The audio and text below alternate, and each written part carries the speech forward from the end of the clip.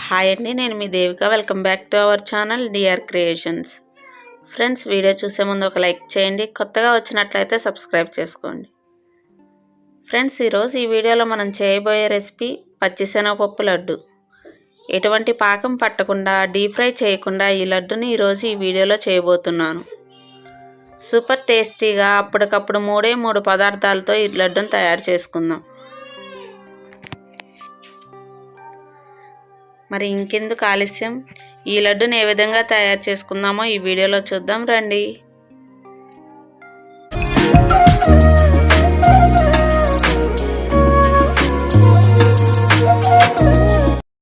ముందుగా ఒక గిన్నె తీసుకొని అందులో 1 కప్పు పచ్చిశనగపప్పును 4 గంటల సేపు నానబెట్టుకుందాం. 4 గంటల తర్వాత వీటిని శుభ్రంగా కడిగి మిక్సీ జార్లో వేసి ఫైన్గా పిండి చేసుకుందాం. చూడండి, పిండి కన్సిస్టెన్సీ ఈ విధంగా ఉండాలి. ఇప్పుడు స్టవ్ పై కళాయి పెట్టుకొని మనకు 1 కప్పు పచ్చిశనగపప్పుకి 1/2 కప్పు ఆయిల్ వరకు పడుతుంది. ఇప్పుడు 1/2 కప్పు ఆయిల్ వేసుకొని ముందుగా రెడీ చేసుకున్న పచ్చిశనగపప్పు పిండిని వేసి కలుపుకోవాలి. స్టవ్ని లో ఫ్లేమ్లో పెట్టి మాత్రమే వేయించుకుందాం. గరిటె తీయకుండా కదుపుతూనే ఉండాలి. అడుగు మాడకుండా మందపాటి కళాయి కానీ నాన్ స్టిక్ కళాయి కానీ తీసుకుంటే అడుగు మాడకుండా ఉంటుంది. ఈ పిండి ఆయిల్ అంతా పీల్చి ఉడికే కొద్దీ ఆయిల్ని విడవడం స్టార్ట్ చేస్తుంది. పిండిని అడుగు మాడకుండా ఈ విధంగా కలుపుతూనే ఉందాం. ఒక మాట చెప్తున్నాను, గుర్తుపెట్టుకోండి. ఎప్పుడైనా మనం స్వీట్లో వాడేటప్పుడు ఆయిల్ని రిఫైన్డ్ ఆయిల్ మాత్రమే తీసుకోవాలి.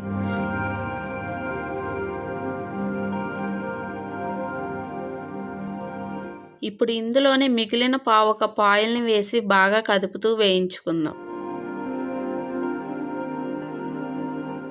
స్టవ్ను మాత్రం లో ఫ్లేమ్లో పెట్టి ఈ ప్రాసెస్ మొత్తాన్ని వేయించుకుంటూ ఉందాం.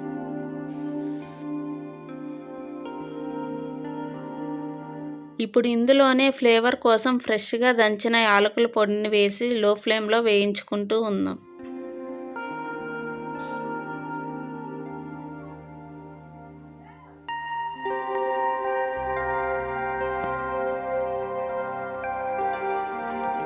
ఈ ప్రాసెస్ని 20 నిమిషాల పాటు లో ఫ్లేమ్లోనే గరిటె తీయకుండా వేయించుకుంటూ ఉన్నాం.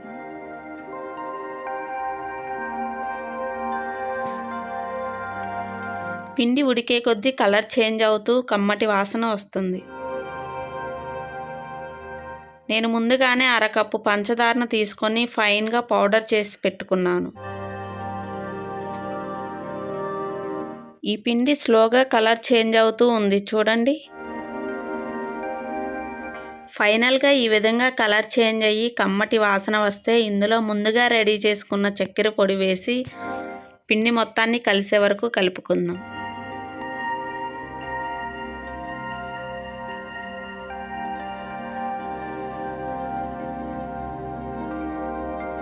ఎక్కడ ఉండలు లేకుండా కలుపుకుందాం.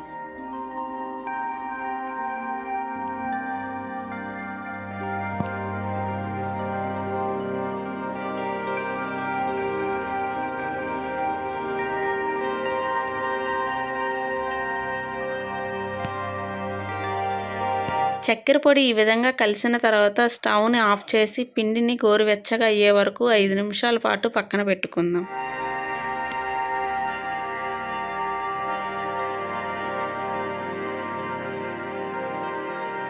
మీరు షుగర్ తినని వాళ్ళు షుగర్ పౌడర్కి బదులుగా బెల్లాన్ని పౌడర్గా అయినా చేసి తీసుకోవచ్చు. ఈ పిండి చల్లారిన తర్వాత ఇక్కడ చూపించే విధంగా లడ్డులుగా చేసుకుందాం.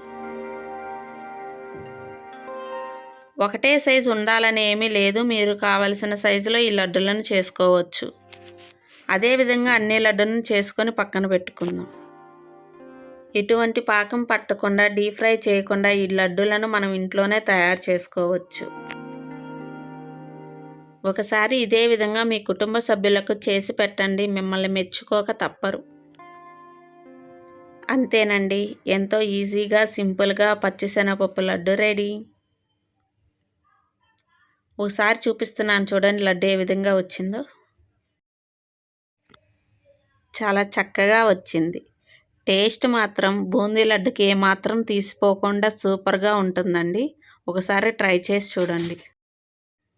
ఈ వీడియో మీకు నచ్చినట్లయితే లైక్ చేయండి, మీ ఫ్రెండ్స్కి రిలేటివ్కి షేర్ చేయండి.